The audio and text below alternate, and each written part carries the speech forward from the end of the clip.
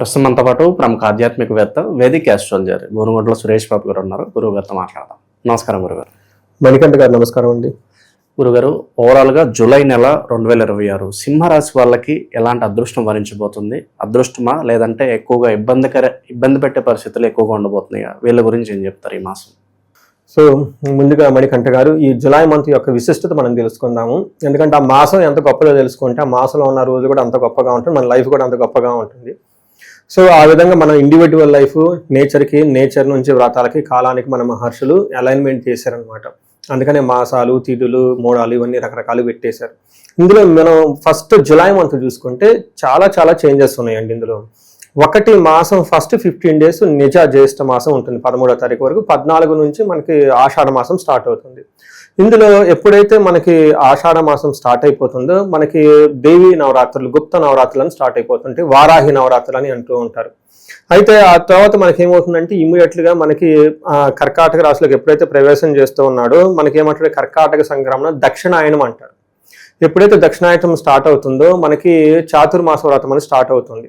అది మనకి తొలి ఏకాదశి పండుగలు ఉంటుంది. మనకి తొలి ఏకాదశి వచ్చేటప్పటికి ఎప్పుడు వస్తుంది, 25వ తారీఖు వస్తుంది. చాతుర్మాస వ్రతం 26 నుంచి స్టార్ట్ అవుతుంది. 29వ తారీఖు గురు పూర్ణిమ ఉంది. అంటే ఇప్పుడు ఈ ప్రకారం చూసుకుంటే మనకి గురుమోడం ఉంది, వారాహి నవరాత్రులు ఉన్నాయి, చాతుర్మాసం ప్రారంభం అవుతుంది, ఆషాఢ మాసం ప్రారంభం అవుతుంది, గురు పూర్ణిమ ఉంది. సో ఇన్ని రకాల విశిష్టతలు మనకి ఈ మాసంలో కలిగి ఉన్నాయి కాబట్టి ఇది చాలా ముఖ్యము, అందరూ సెలబ్రేట్ చేసుకోవాల్సిన మాసం అని చెప్పుకోవచ్చు.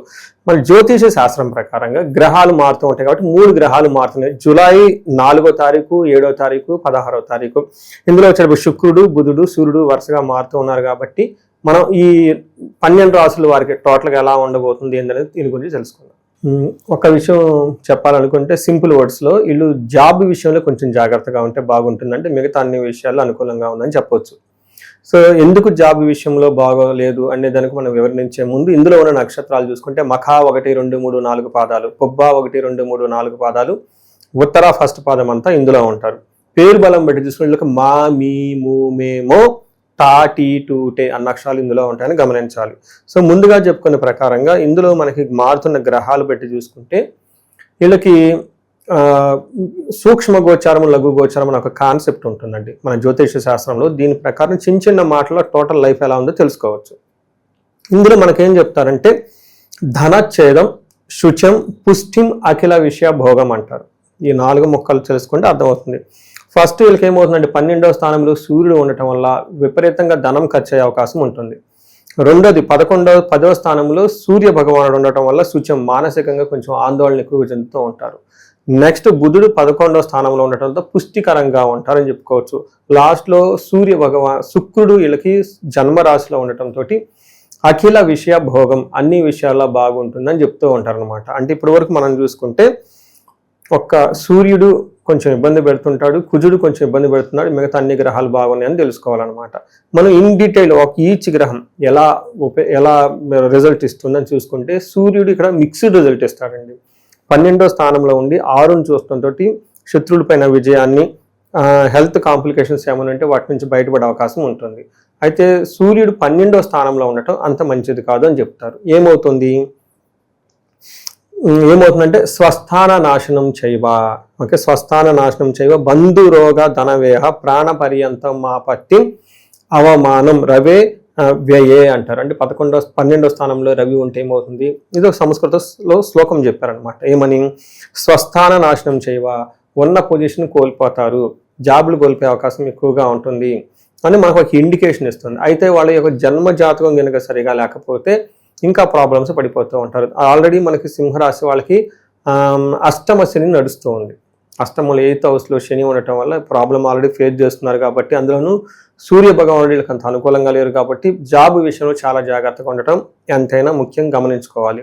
ఒక 2 స్టెప్పులు వెనక్కి దిగి కొంచెం ఏమంటారు హంబుల్గా బాస్తో గొడవలు పడకుండా, ఈగో క్లాషెస్ పోకుండా, పక్కన వాళ్ళని చూడకుండా మీ పని మీరు చేసుకుంటూ ఉంటే చాలా వరకు చక్కగా ఉంటుంది.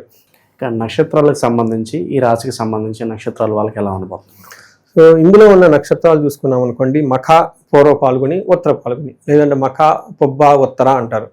ఇందులో మఖా నక్షత్రం వాళ్ళకి లాభప్రదంగా ఉంటుంది, ఏ పని చేసినా క్షేమంగా ఉంటారు, సౌఖ్యంగా ఉంటారు అని మనకు చెప్తూ ఉంటుంది. చక్కగా పార్టీలు, ఫంక్షన్లు కూడా అటెండ్ అవుతారు. అయితే వీళ్ళకి మఖా నక్షత్రం వాళ్ళకి నెగిటివ్ సైడ్లు చూసుకుంటే ఏమని చెప్తే అతి భయము మృత్యు భయము అని చూపిస్తుంటుంది. అంటే అతిగా భయపడే ఒక పరిస్థితులు ఉంటుంది. అంత భయపడని అవసరం లేదు, కానీ వీళ్ళు ఓవర్గా భయపడిపోతూ ఉంటారు. అలానే మృత్యు భయం అని చెప్తారు. అంటే ఇక ముందు అసలు ఫ్యూచర్ ఎలా ఉంటుంది, మనం చేసే ఈ పనులు అన్ని ముందుకు వెళ్తాయా లేదా అని బాధపడుతూ ఉంటారు. కాబట్టి ఇలా ఈ మృత్యు భయం ఎక్కువగా ఉంటారు. కాబట్టి ఇది భయం కాబట్టి రియల్ లైఫ్లో ఉన్నది కాబట్టి మనం చెప్పుకుంటున్నాం కాబట్టి అది వింటే సరిపోతుంది. నెక్స్ట్ పూర్వ ఫాల్గుణ నక్షత్రం వాళ్ళకి ఇదే విధంగా దేహ పీడనం, పాజిటివ్ సైడ్లో లాభంగా ఉంటారు, క్షేమంగా ఉంటారు, సౌఖ్యంగా ఉంటారు, మృష్టాన్న భోజనం, చక్కగా విందులు వినోదాల్లో పార్టిసిపేట్ చేస్తూ ఉంటారు. పూర్వ ఫాల్గుణ నక్షత్రం వాళ్ళకి అటు సైడ్లో చూసుకుంటే దేహ పీడనము, అతి భయం, అతిగా భయపడే పరిస్థితులను తెలుసుకోవాలి. నెక్స్ట్ అగైన్ ఉత్తర ఫాల్గుణ నక్షత్రం వాళ్ళకి లాభప్రదంగా ఉంటుంది. ఫారిన్లో స్టే చేసే వాళ్ళు లేదంటే ఫారిన్లో ఉన్న వాళ్ళకి బాగా కలిసి వస్తుంది. అతిగా భయపడే అవకాశం ఎక్కువగా ఉంటుంది. నాశనము, అనుకున్న పనులు ఎక్కడో కాకుండా ఆగమైపోయే అవకాశం ఉంటుందని గమనించుకోవాలి. సో చూసుకుంటే ఓవరాల్గా అతిగా భయపడటం, మృత్యు భయము లేదంటే ఆ పని కాకుండా అవకాశం ఉంటుంది. కాబట్టి మిగతా అన్ని విషయాల్లో బాగుందని తెలుసుకోవాలండి. నెక్స్ట్ ప్రాణ పర్యంతం ఆపత్యం, అంటే అవమానాలు వస్తాయంట. ఆపత్యం అంటే ఏమంటారు, ప్రాబ్లమ్స్ వచ్చాయి. ఎలా అంటే ప్రాణాలు పోయేంత విధంగా ఆపదలు వస్తాయి అని చెప్తూ ఉంటారు. అంతేకాకుండా అవమానాలు జరిగే అవకాశం ఉంటుందని చెప్తూ ఉంటారు. జనరల్గా ఒక మంచి పొజిషన్ కానీ ఏదైనా పోతే అవమానంగా ఫీల్ అవుతారు కదండి. ఇవన్నీ జరిగే అవకాశం ఎక్కువగా ఉంటుంది కాబట్టి కొంచెం జాగ్రత్తగా ఉండాలి. దీనితో పాటుగా కుజుడు 10వ స్థానంలో ఉన్నారండి. కుజుడు ఎప్పుడైతే 10వ స్థానంలో ఉన్నారో వీళ్ళు కొంచెం జాగ్రత్తగా ఉండాలి. మనకి 10వ స్థానంలో కుజుడు ఉంటే ప్రొఫెషన్లో బాగా ప్రెషర్ ఉంటుంది అని చెప్తూ ఉంటారు. మనకి సంస్కృతంలో ఒక శ్లోకం కూడా చెప్తారు. ఏమని చెప్తారు, నిత్య క్లేశం సదా వ్యాధి సదా భోజన దుర్బలం సంచారం ఉద్యోగం దశమస్తే ధారాసుతే. అంటే 10వ స్థానంలో ధారాసుడు అంటే ఎవరు, కుజుడు ఉంటే ఏమవుతుందంట, సదా సంచార ఉద్యోగం, అంటే ఎప్పుడు అటు ఇటు తిరుగుతూ హైలీ ప్రెషర్ఫుల్గా ఉండే ఉద్యోగం ఉంటుంది.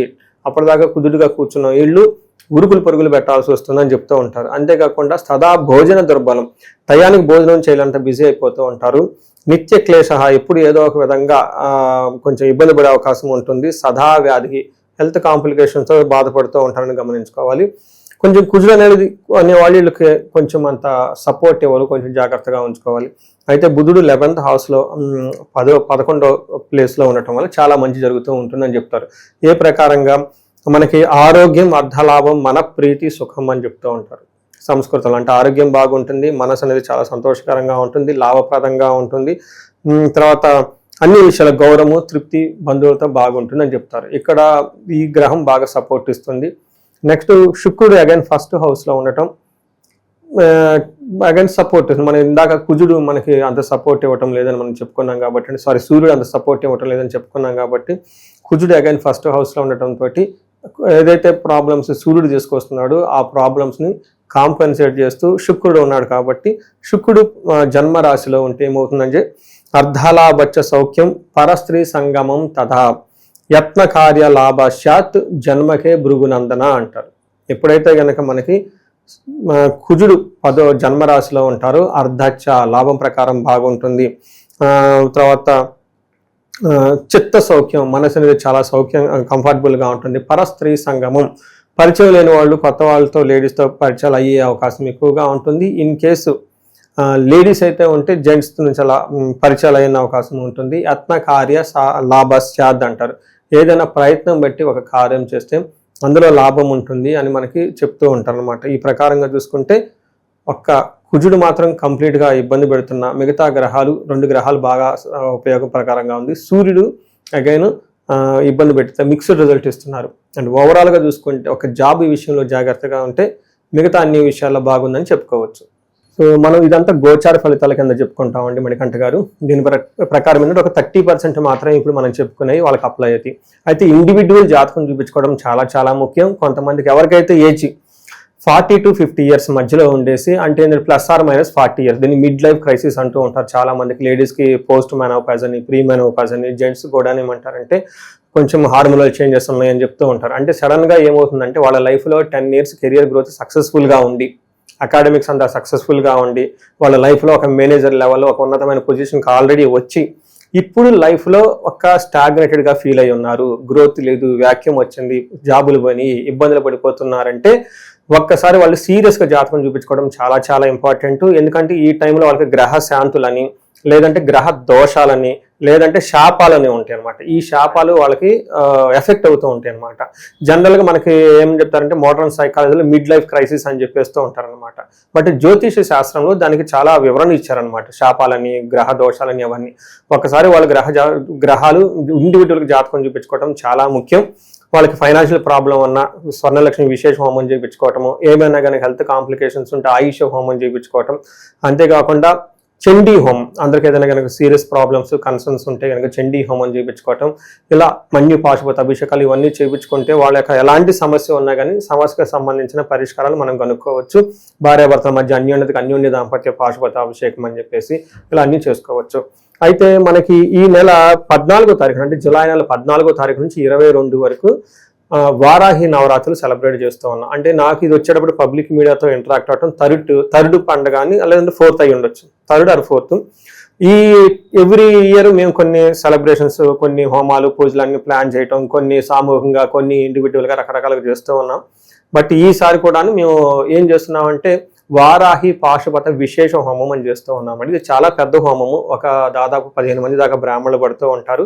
ఇది 1-to-1 చేయడం జరుగుతుంది. ఈసారి సామూహికంగా చేయటం లేదు. పోయినసారి చేసేసి అంతా మేము అరేంజ్మెంట్ చేయలేక డబ్బులు రిటర్న్ ఇవ్వడం కూడా జరిగింది చాలా మందికి.